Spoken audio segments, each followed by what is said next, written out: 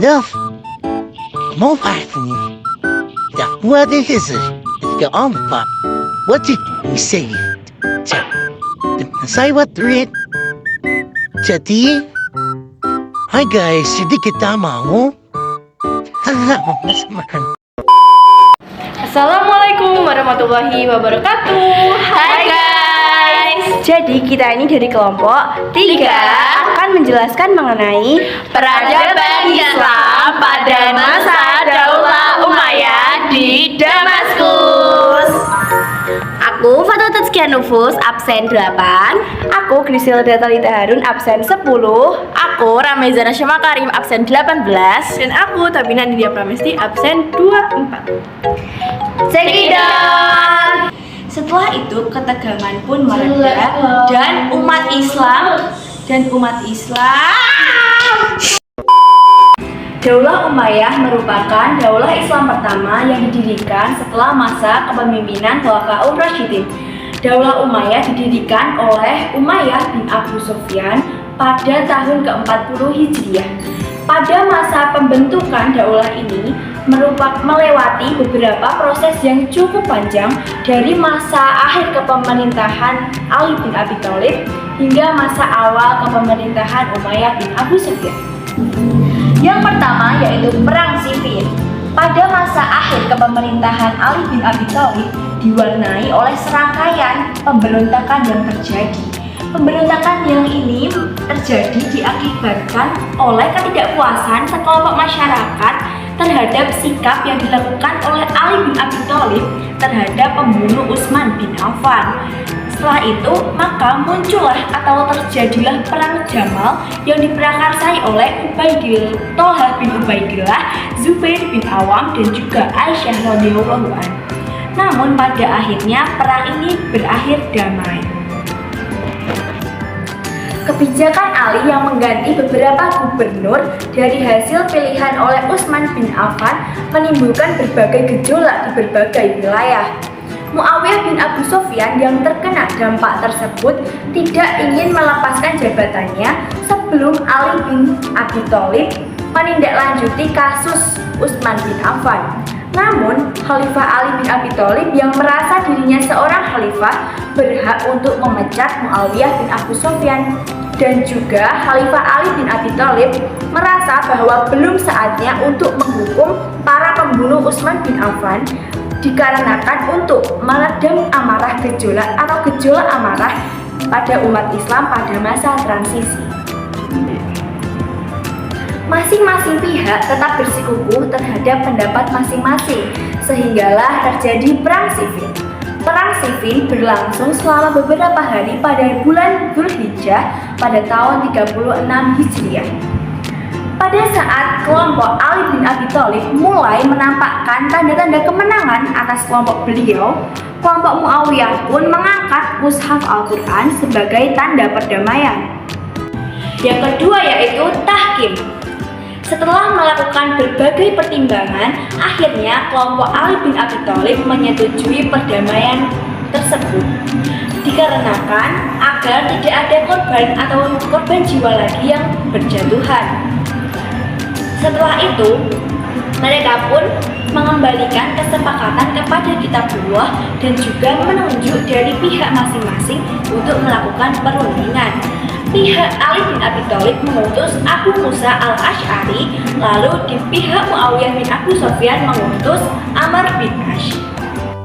Lalu mereka pun bersepakat di dalam sebuah perjanjian atau tahkim di mana terdapat keputusan untuk melakukan gencatan senjata dan juga merujuk untuk kembali ke kitabullah. Dan juga setelah itu pertemuan tersebut diadakan di Azru Daumatul Jandal, di mana setiap kelompok membawa 400 pasukan masing-masing. Ternyata tahkim tidak dapat memuaskan, terutama di golongan Ali bin Abi Thalib.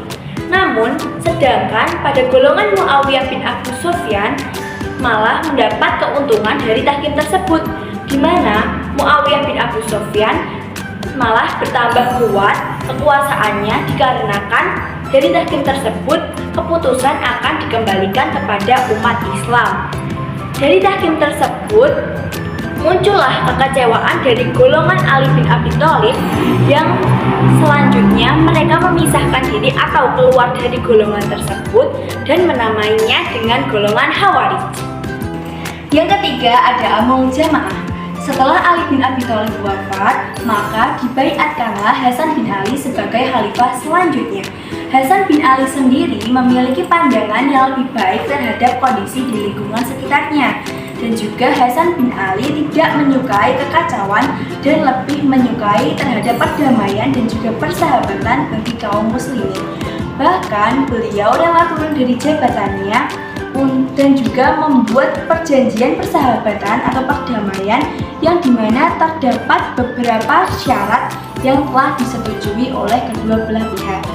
Lalu Hasan bin Ali pun menuliskan pembaiatannya terhadap Muawiyah dan juga menyerahkan kota Kufah kepada Muawiyah pada tahun 41 Hijriah. Setelah itu, ketegangan pun di Islam pun mereda. Lalu umat Islam atau kaum muslimin menyebutnya sebagai Amul Jamaah atau tahun persatuan atau persahabatan. Orang-orang Mekah yang lainnya gitu. Terus Lomas.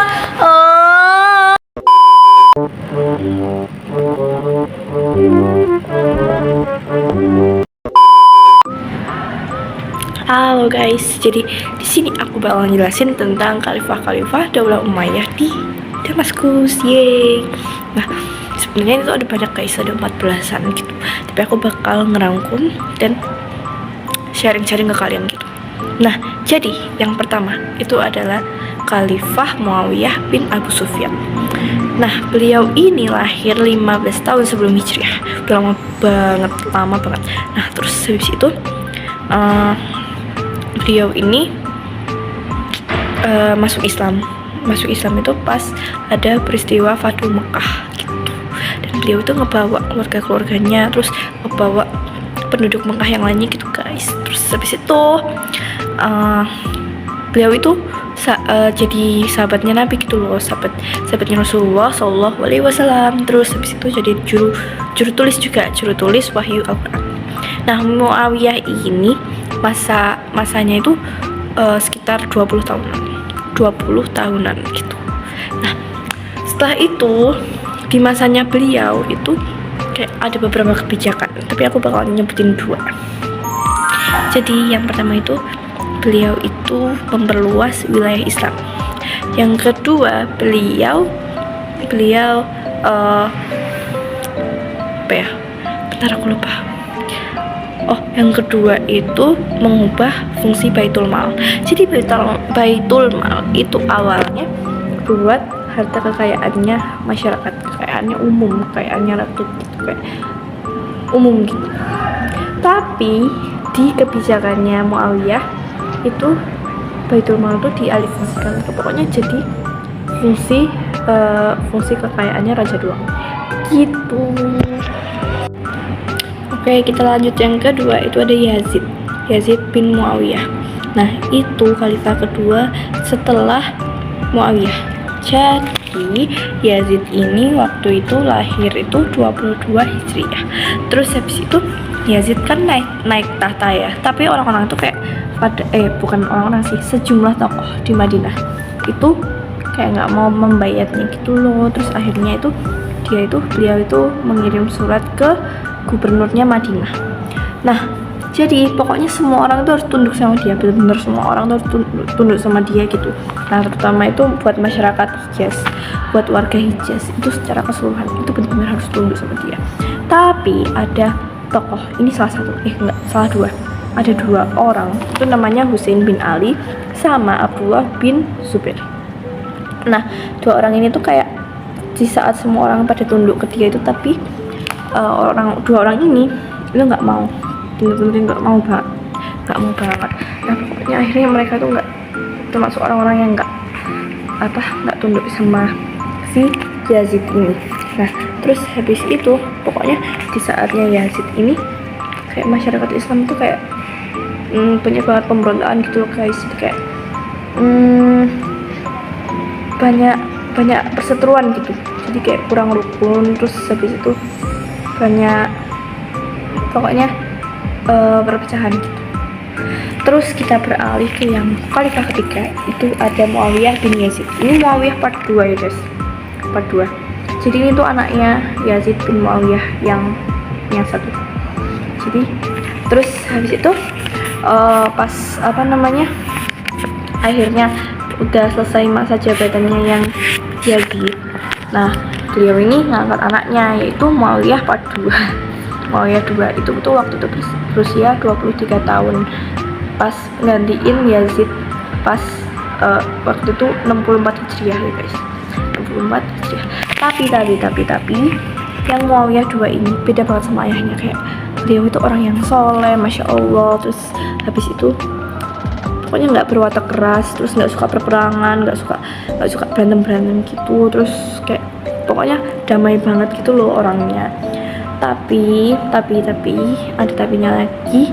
Beliau ini kayak kurang cakap, kurang tegas, kurang satset dalam kepemimpinannya. Jadi leadershipnya itu kurang banget, terus lambat kalau misal ngejalanin roda pemerintahan gitu ya. Itu tuh kayak lambat banget, kayak ya leadershipnya kurang. Terus akhirnya dia itu meninggal pas 3 bulan menjadi khalifah. 3 bulan menjabat itu meninggal begitu. Oke, kita lanjut ke khalifah yang keempat. Itu ada yang namanya Marwah bin Hakam. Nah, beliau ini pada masa kekhalifahannya Utsman bin Affan, itu Marwah itu menjabat sebagai kepala lembaga sekretariat. Nah, itu disebut juga sama Ad-Dawawin. Nah, beliau ini punya kayak wewenang yang besar banget dalam menentukan apapun, kayak menentukan keputusannya khalifah begitu. Nah, Marwan itu orang yang berjiwa besar. Terus habis itu punya cita-cita tinggi juga. Nah, tapi beliau ini menjabatnya cuma 9 bulan 18 hari. Nah, terus habis itu beliau juga sempat mengalahkan gerakan Khawarij sama Syiah. Iya, sempat ngalahin itu. Pokoknya memberhentikan itu. Nah, terus beliau juga kayak meredam gerakan-gerakan di berbagai wilayah yang menghambat stabilitas pemerintahannya.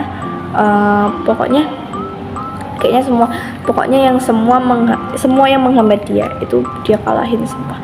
Terus beliau itu punya cita-cita yang tinggi gitu loh guys, jadi kan berjiwa besar gitu. Terus ya udah gitu. Oke, yang selanjutnya itu ada Abdul Malik bin Marwan.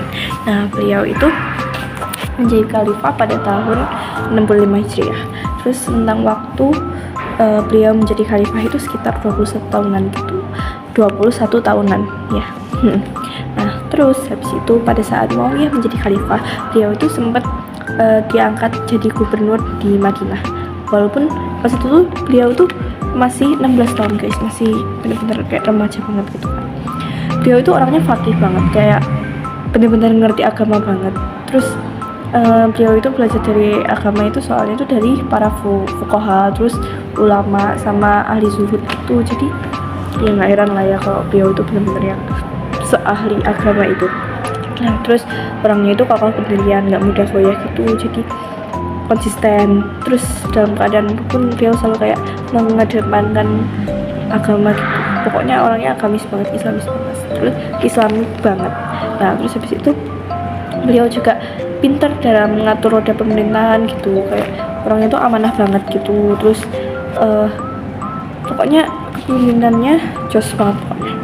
Nah, terus habis itu beliau itu waktu itu tuh pernah pokoknya berhasil nganuin kedamaian gitu deh. Pokoknya waktu itu tuh umat muslim itu benar-benar lagi jaya-jayanya, lagi damai-damainya gitu. Terus pokoknya masa zaman-zaman emasnya Islam itu ya pas dipegang sama Abdul Malik bin Marwan gitu guys.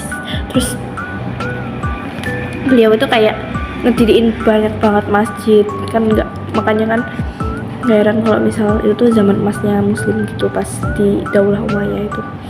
Terus habis itu netepin bahasa Arab jadi bahasa yang resmi di menggantikan bahasa Persia sama Romawi gitu. Terus mendirikan balai kesehatan, terus melakukan Arabisasi gitu, terus sempat mencetak uang dinar juga. Jadi beliau itu benar-benar membawa pengaruh yang sangat besar, membawa perubahan yang sangat besar di masa Daulah Umayyah gitu. Oke, yang next ini ada yang namanya Al-Walid bin Abdul Malik. Jadi beliau ini anaknya dari khalifah yang kelima yang aku sebutin tadi, yaitu Abdul Malik. Jadi beliau ini memerintah pada tahun 86 sampai 96 Hijriah.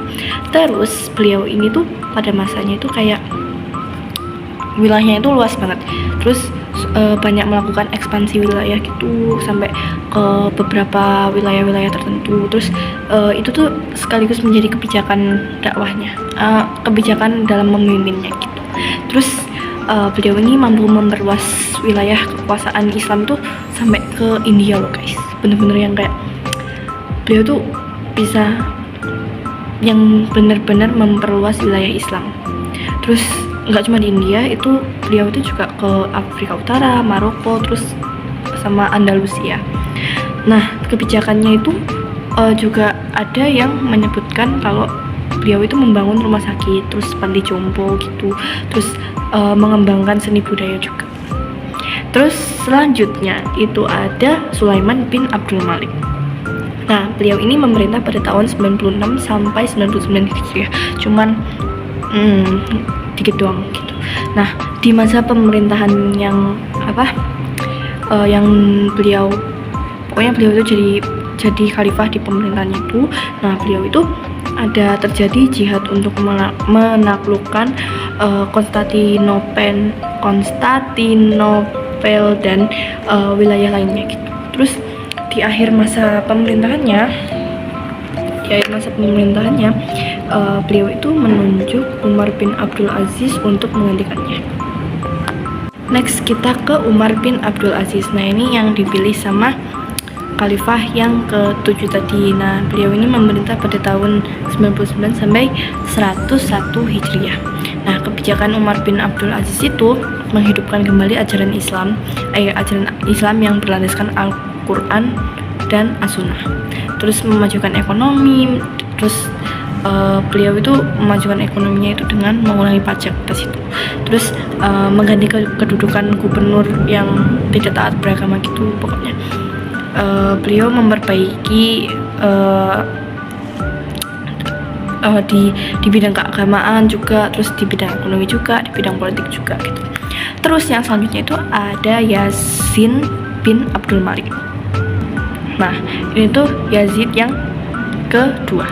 Jadi Yazid bin Abdul Malik ini yang kedua ini memerintah dari tahun 101 sampai 105 Hijriah.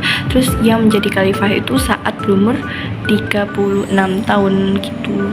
Terus perannya Yazid pada dinasti Umayyah itu waktu itu tuh beliau itu menaklukkan wilayah Islam di beberapa negara. Nah, contohnya itu Armenia, Lan, terus Silsilia, terus sama Shakhad. Nah, terus beliau juga menumpas pemberontakan yang dipelopori oleh Yazid bin Muhallab. Yazid bin Muhallab. Nah, terus habis itu kita ke yang 10. Itu ada Hisham bin Abdul Malik. Nah, Hisham bin Abdul Malik ini waktu itu beliau itu dikenalnya sebagai khalifah khalifah yang pribadinya itu bersih, terus pemurah, terus murah hati gitu, terus gemar dan ahli pokoknya keindahan gitulah, pokoknya estetikanya bagus banget. Terus itu dia tuh berakhlak mulia, teliti, terus tekun juga, terus habis itu adil, terus merupakan negarawan yang pas itu tuh ahli dalam strategi militer gitu. Jadi militernya mantep banget waktu itu tuh. Terus Daulah Umayyah itu waktu itu tuh mengalami kemunduran pada masa pemerintahan Hisham bin Abdul Malik itu. Kenapa? Soalnya banyak gerakan yang melawan pemerintahannya gitu loh. Soalnya waktu itu tuh karena banyak yang memberontak, banyak yang kayak enggak, pokoknya melawan pemerintahannya Hisham bin Abdul Malik. Makanya Hisham itu meningkatkan pembangunan negara, antara lain itu mendirikan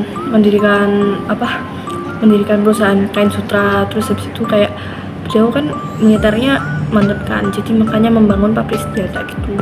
Terus menggali beberapa terusan untuk pengairan gitu, terus kayak ya infrastruktur gitu, terus membangun tempat-tempat buat pacuan kuda.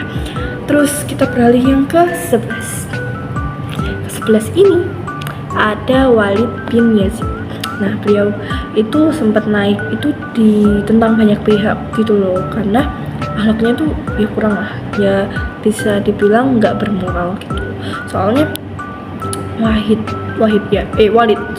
Walid ini banyak menargetkan orang-orang yang kayak pokoknya mengancam kekuasaannya gitu loh. Pokoknya kalau setiap ada yang memberontak, setiap ada yang nggak kooperatif sama kekuasaannya Walid, terus termasuk keluarganya Hisham ya, terus beliau tuh pokoknya nargetin orang itu gitu. Terus habis itu beliau itu akhirnya terbunuh pada 16 April 744 Hijriah ya. Terus itu tuh pas memerangi beberapa musuhnya gitu. Nah, terus kita lanjut ke yang selanjutnya. Yang selanjutnya itu ada Yazid bin Walid. Itu ya Yazid part 3 ya guys. Tadi ada yang bin Abdul Malik sama yang pertama. Nah, waktu ini pengangkatan dua khalifah ini tuh kayak puncak kemundurannya Daulah Umayyah gitu loh guys. Bisa dibilang kayak mendekati keruntuhannya Daulah Umayyah gitu. Nah, masyarakat tuh semakin benci sama, marah sama pemerintahannya gitu loh. Maksudnya pokoknya nggak setuju sama sistemnya gitu. Terus pemerintahan Yazid itu kayak nggak dapat support, nggak dapat dukungan gitu guys, nggak dapat dukungan dari rakyatnya gitu. Soalnya kebijakannya itu kayak suka mengurangi anggaran negara gitu ya, gitu pokoknya melenceng gitu lah, berlaku menyimpang gitu. Terus habis itu masa pemerintahannya itu nggak stabil dan banyak pemberontakan gitu. Jadi itu pemberontakannya itu karena sistem pemerintahannya itu sendiri gitu.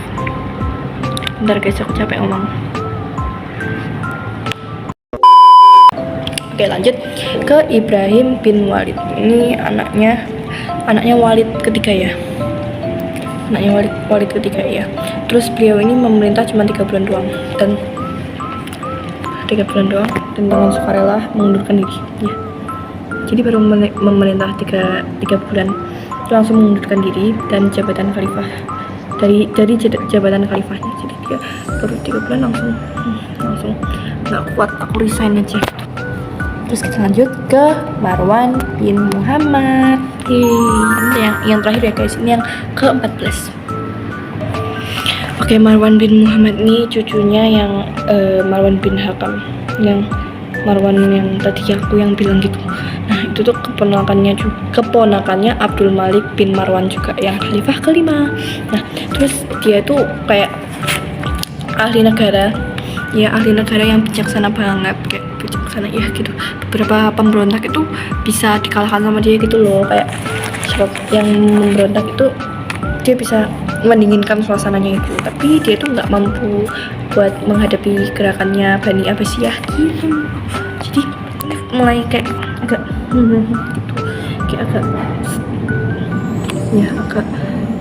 agak gimana ya, pokoknya Daulah Umayyah itu udah agak mau runtuh gitu.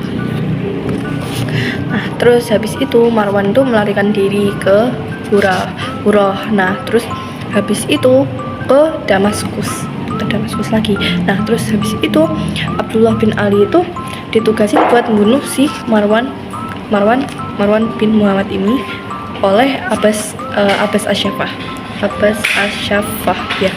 Terus itu tuh kayak selalu ngejar dia gitu loh. Terus habis itu akhirnya sampailah Marwan di Mesir. Dia tuh lari ke Mesir gitu. Terus dia tewas waktu itu, tewasnya di tangan orang yang menerima penyerahan tugas dari Abdullah. ya Abdullah yang apa namanya, yang nyuruh. Pokoknya jadi Abdullah ini nyuruh orang buat ngebunuh Marwan gitu loh, terus tewasnya di tangan orang itu gitu. Nah terus waktu itu tanggal 27 Zulhijjah 132 Hijriah ya, atau 5 Agustus 750 M. Nah terus habis itu berakhirlah Daulah Umayyah di Damaskus gitu guys ceritanya. Jadi akhir dari Daulah Umayyah itu ada di Marwan bin Muhammad yang tewas karena apa? Karena dijadiin target itu. Iya gitu. Ya, semoga ngerti sama penjelasan aku. Ini sharing-sharing aja ya tentang khalifah Daulah Umayyah di Damaskus. Oke, ya sama-sama. Dadah. Pada masa kepemimpinan Muawiyah didirikan perkembangan peradaban dan ilmu pengetahuan pada masa Daulah Umayyah. Pada masa itu, Daulah Umayyah mengambil beberapa kebijakan penting yang berdampak pada kemajuan pemerintahan tersebut. Yang pertama yaitu mulai dikembangkannya ilmu pengetahuan seperti tafsir, hadis, fikih, usul fikih, ilmu kalam, tarikh, dan sebagainya. Yang kedua yaitu menetapkan bahasa Arab sebagai bahasa umat. Yang ketiga, mengangkat keturunan orang-orang Arab sebagai pemimpin. Pada pemerintahan Daulah Umayyah mencapai puncak kejayaannya pada masa Muawiyah bin Abu Sufyan sampai Hisham bin Abdul Malik, atau sekitar pada tahun 660 Masehi sampai 743 Masehi. Kemajuan yang dialami pada masa Daulah Umayyah meliputi yang pertama yaitu pada bidang ilmu pengetahuan. Bidang ilmu pengetahuan pada masa itu mulai berkembang ketika bangsa Syria dan Persia mulai masuk Islam. Ada dua aspek ilmu pengetahuan yang dikembangkan pada masa itu. Yang pertama yaitu ilmu pengetahuan agama dan ilmu pengetahuan umum. Yang kedua, bidang ekonomi dan pemerintahan. Pada masa kepemimpinan Muawiyah didirikan Departemen Pencatatan yaitu Diwan Al-Kahatan dan juga pelayanan pos yaitu Diwan Al-Bari. Daulah Umayyah juga mendirikan beberapa organisasi ketatanegaraan. Yang pertama yaitu An-Nizam Siyasi yaitu organisasi politik yang mengatur sistem kekhalifahan. Yang kedua An-Nizam Idari yaitu organisasi tata usaha negara. Yang ketiga An-Nizamul Mal yaitu organisasi keuangan. Yang keempat An-Nizamul Harbi yaitu organisasi pertahanan. Dan yang terakhir adalah An-Nizamul Qadai yaitu organisasi kehakiman. Yang ketiga ada bidang hukum. Kekuasaan kehakiman dibagi menjadi tiga badan, yaitu yang pertama Al-Qadi, yang kedua Al-Hisbah, dan yang ketiga An-Nazar fil Mazalim. Ya, Al-Qadi memiliki tugas berupa memutuskan perkara dengan ijtihadnya, karena pada saat itu belum ada mazhab 4. Yang kedua Al-Hisbah memiliki tugas berupa menyelesaikan perkara-perkara umum dan soal-soal pidana yang harus diselesaikan segera. Yang ketiga yaitu An-Nazar fil Mazalim, yaitu lembaga peradilan yang dipegang oleh orang Islam. Yang keempat yaitu bidang pembangunan kota. Pusat peradaban Daulah Umayyah berada di kota Damaskus dan kota Qairawan. Kota Damaskus dijadikan pusat kota karena merupakan kota terbesar dan termegah di wilayah Islam waktu itu. Yang kedua yaitu kota Qairawan, yaitu kota yang dibangun oleh gubernur Afrika Utara yaitu Uqbah bin Nafi al-Fikri. Yang kelima yaitu bidang pendidikan. Bidang pendidikan dibagi menjadi beberapa bidang. Yang pertama kedokteran, yang kedua sejarah, yang ketiga bahasa dan sastra, yang keempat kimia, dan yang terakhir ilmu-ilmu nafsi. Yang pertama yaitu kedokteran. Ahli kedokteran pada masa Daulah Umayyah yaitu Abu Al-Qasim Al-Syarawi. Yang kedua sejarah. Tokoh yang terkenal pada masa itu yaitu Abu Bakar bin Umar dan Abu Marwan Abdul Malik bin Habib. Yang ketiga bahasa dan sastra. Tokoh yang terkenal pada masa itu adalah Abu Amir bin Abdullah dan Ali Al-Qauli. Yang keempat kimia. Ahli kimia yang terkenal pada masa itu adalah Abu Al-Qasim bin Famas. Yang kelima ilmu-ilmu nahwi, yaitu meliputi ilmu qiraat, ilmu tafsir, ilmu hadis, ilmu fikih, ilmu nahwu, ilmu bahasa dan sebagainya, dan kesusastraan. Yang keenam ada bidang arsitektur. Salah satu kemajuan seni arsitektur pada zaman itu adalah berdirinya Masjid Umayyah di Damaskus dan Masjid Baitul Maqdis di Yerusalem. Dan yang terakhir ada bidang militer. Ekspansi pada pemerintahan dinasti Umayyah yaitu melawan pasukan Romawi di Asia Kecil. Yang kedua, wilayah Afrika Utara sampai ke Samudra Atlantik. Dan yang ketiga yaitu wilayah timur sampai ke sebelah timur Kufah. Dan Muawiyah juga berhasil menaklukkan Tunis, Khurasan sampai ke Sungai Oxus, serta Afghanistan sampai ke Kabul. Oke, ya nggak boleh melihat kamera deh, biar saya lihat kamera. Itu udah mulai.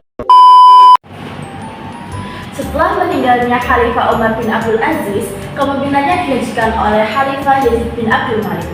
Masyarakat merasakan pemerintahan Khalifah Yazid bin Abdul Malik sangat berbeda jauh dengan pemerintahan sebelumnya, dikarenakan masyarakat pada zaman dahulu merasakan kehidupan yang tentram, damai dan bahagia berbanding baik dengan yang saat ini, yaitu Khalifah Yazid bin Abdul Malik lebih mementingkan pada kemewahan hidupnya dan tidak sama sekali memperhatikan rakyatnya.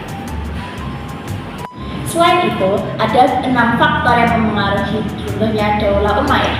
Yang pertama yaitu ketidakpuasan penduduk Arab non-Muslim atau yang disebut Mawali. Dikarenakan para penduduk Arab non-Muslim ini tidak mendapatkan hak yang sama antara masyarakat yang Islam dan yang non-Muslim. Yang kedua yaitu pengangkatan khalifah berdasarkan garis keturunan atau garis monarki, yaitu kayak membuat anggota keluarga itu menjadi kayak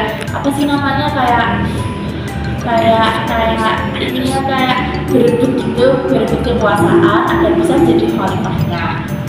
Yang ketiga yaitu perbedaan atau pertengkaran antara suku Arab Utara dan suku Arab Selatan, dikarenakan Daulah Umayyah itu hanya membela salah satu di antara mereka berdua. Jadi ya kayak nggak adil gitu. Terus yang keempat adalah kebiasaan hidup mewah yang diterapkan terus-menerus dalam istana, sehingga kayak dari turun-temurunnya mereka itu hidupnya tuh hedonis banget, sehingga kayak menjadi salah satu faktor kemundurannya itu. Yang kelima yaitu konflik antar golongan yang dulu menjadi latar belakang terbentuknya Daulah Umayyah. Jadi dulu itu ada 2 golongan, yaitu golongan Syiah sama Khawarij. Nah mereka tuh kayak waktu udah terbentuk Daulah Umayyah itu kayak golongan Syiah tuh kayak kamu dulu tuh yang membuat kamu bisa terbentuk tuh golongan Syiah. Berarti kamu bisa menjadi punya golongan Syiah. Terus Khawarij juga pokoknya juga kayak gitu.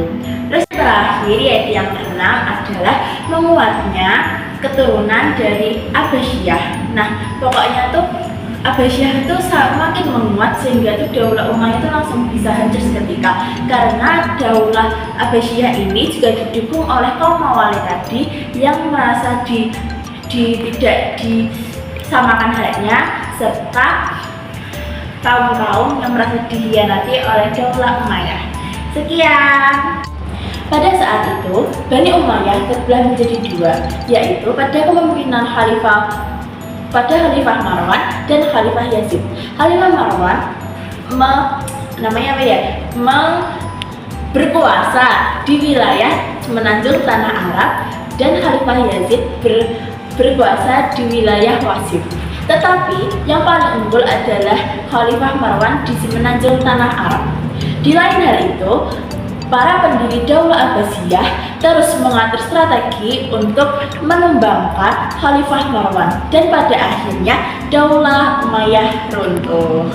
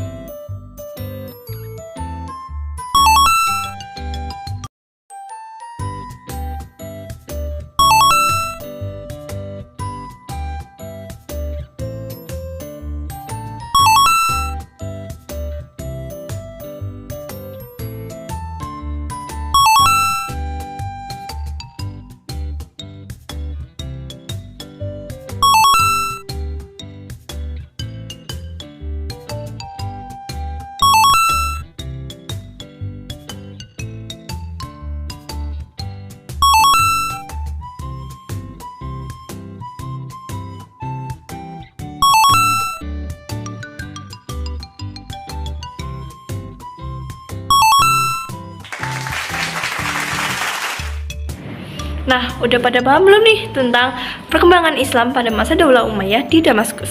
Semoga penjelasan dari kita bermanfaat buat kalian semua ya. Guys. See you.